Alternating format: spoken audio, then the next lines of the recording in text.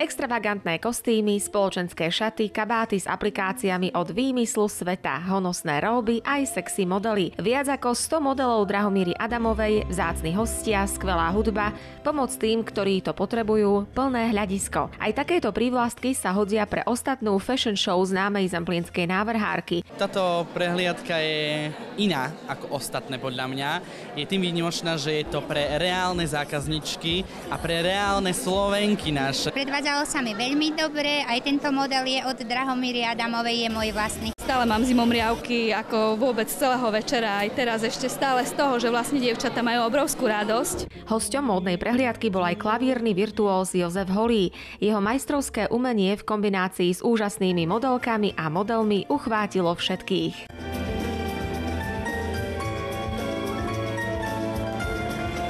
Veľmi dobre sa mi hralo a mám pocit, že sa to naozaj zlepšuje z roka na rok. Bol som tu druhýkrát a super. Keďže modeliek bolo takmer 30, s účesmi, líčením a celkovým stylingom pomáhala Stredná odborná škola svätého Cyrila a Metoda v Michalovciach. Nechýbalo však ani zo pár trendy účesov od dvojnásobného majstra sveta Michalovčana Lukáša Očenáša. Publikum očarila aj speváčka Lili z Košíc.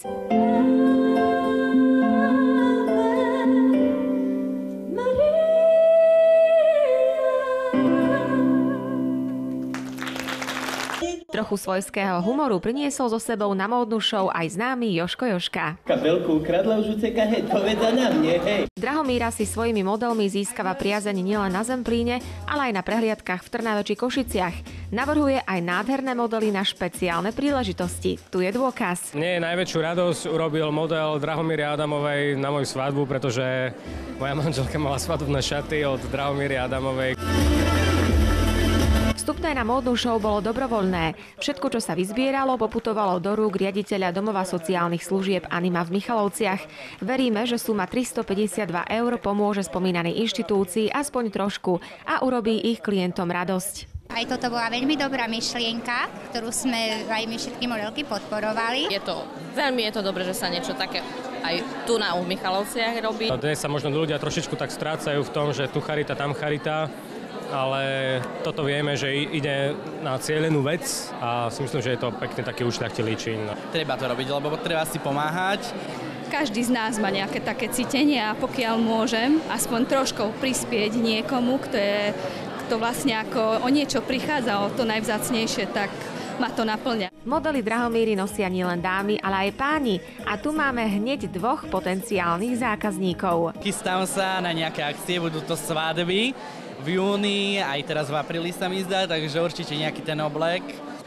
Keby som ju poprosil, môže by mi navrhol nejaký taký kostým a vyladil mi k mojim oranžovkám, ktoré nosím často, takže možno skúsime. Drahomíre a jej tímu prajeme veľa tvorivosti.